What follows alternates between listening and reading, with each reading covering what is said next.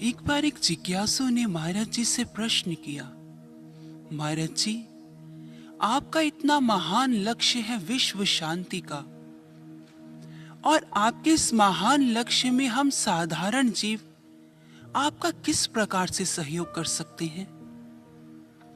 गुरु महाराज जी समझाते हुए बोले, पहली बात तो आप साधारण नहीं हैं, क्योंकि आपके पास असाधारण ब्रह्म ज्ञान है।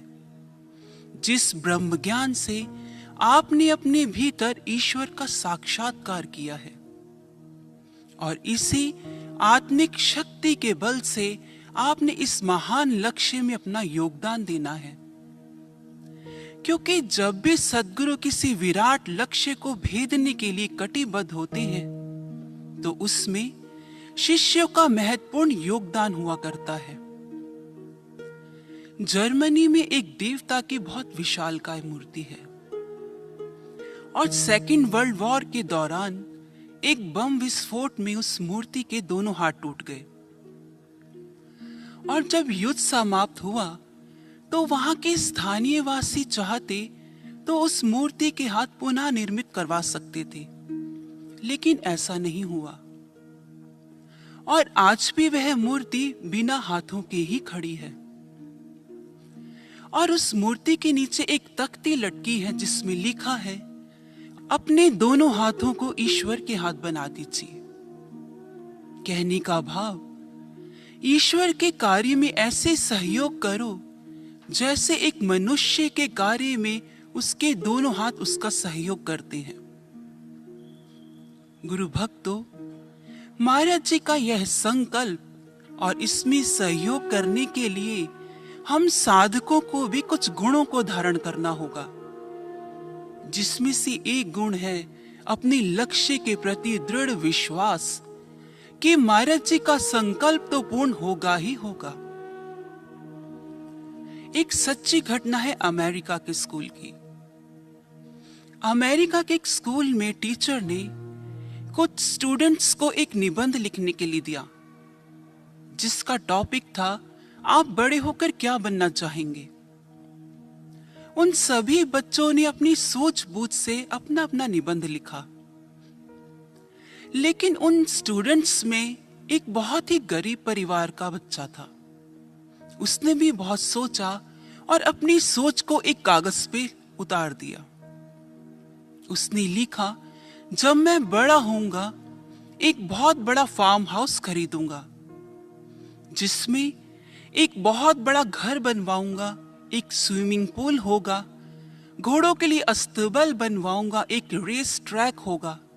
ऐसी बहुत सारी चीजें उस बच्चे ने उस निबंध में लिख दी। एक सप्ताह बाद जब टीचर ने उस बच्चे को बुलाया और उसका निबंध लौटाते हुए कहा कि तुम्हें F ग्रेड मिलता है, क्योंकि तुम्हारा यह निबंध मात्र एक कल्पना है जो कि सच नहीं हो सकता, और मैं नहीं चाहती आगे चल तुम्हारे यह स्वप्न टूटे और तुम्हें दुख हो।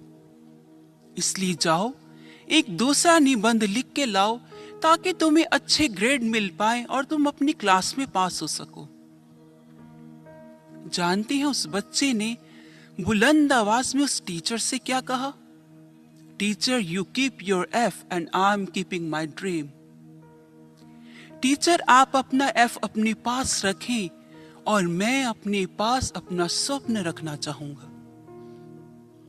जानते हैं उस बच्चे ने आगे चल वह सब कुछ प्राप्त किया जो उसने उस समय उस निबंध में लिखा था। उसका नाम था रॉबर्ट।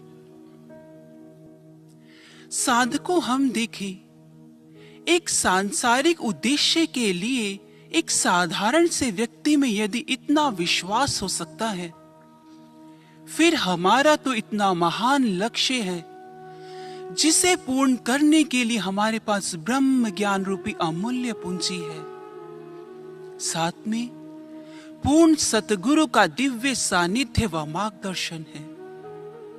फिर हमारा विश्वास तो सहस्त्रों गुणा होना चाहिए, क्योंकि आज तक महाराज जी के श्रीमुख से जो भी वचन निकले हैं वह एक एक वचन सत्य हुआ है, तो यह भी सत्य होगा।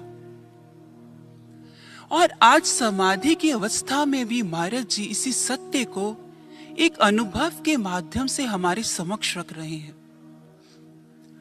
एक गुरु भाई ने ध्यान अवस्था में देखा, महाराज जी ने अपने हाथों में एक बहुत ही विशाल गोल्डन कलर का शंख पकड़ा हुआ है और देखते ही देखते महाराज जी ने उस शंख को अपने श्रीमुख से लगाया और 3 बार शंखनाद किया।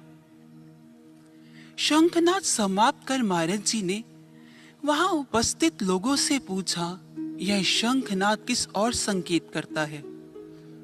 उन सभी लोगों ने हाथ जोड़ते हुए महाराज जी से कहा, महाराज जी, आपकी इस दिव्य लीला का रहस्य भला हम कैसे जान सकते हैं? कृपा कर आप ही बताएं। उस समय महाराज जी के श्रीमुख से उद्घोष हुआ, पहला शंखनाद इस बात की ओर संकेत करता है कि हम समाधि से लौट कर आएंगे और दूसरा शंखनाद इस बात की ओर संकेत करता है कि दिव्य ज्योति परिवार की जीत सुनिश्चित है और तीसरा शंखनाद इस बात की ओर संकेत कर रहा है कि विश्व में शांति शीघ्र आएगी। भक्तों, महाराज जी का यह संकल्प तो पूर्ण होना ही है, इसमें कोई भी संदेह नहीं है, लेकिन हम सभी साधकों को इस बात पे पूर्ण विश्वास रखना होगा, साथ में स्वनिर्माण करते हुए संगठित होकर बढ़ना होगा। पाश्चात्य के एक दार्शनिक हुए हैं गुरजेफ, जिन्होंने कहा है, यदि आप किसी बृहद लक्ष्य को भेदना चाहते हैं तो मात्र एक व्यक्तिगत ऊर्जा से काम नहीं चलेगा। उसके लिए पूल ऑफ एनर्जी अर्थात ऊर्जा का एक सघन रूप चाहिए जो कि लोगों के समूह से प्राप्त होगा। और आज हम सभी साधकों को ध्यान साधना द्वारा वह आध्यात्मिक पुंज एकत्रित करना होगा और एक एक साधक को इसमें अपना सहयोग देना होगा। तो आइए महाराज जी के इस संकल्प में हम सभी साधक संगठित हो सहयोग करते हुए संपूर्ण विश्व को ब्रह्म ज्ञान के प्रकाश से प्रकाशित कर दें। बोलिए श्री सद्गुरु महाराज जी की जय, सच्चे दरबार की जय।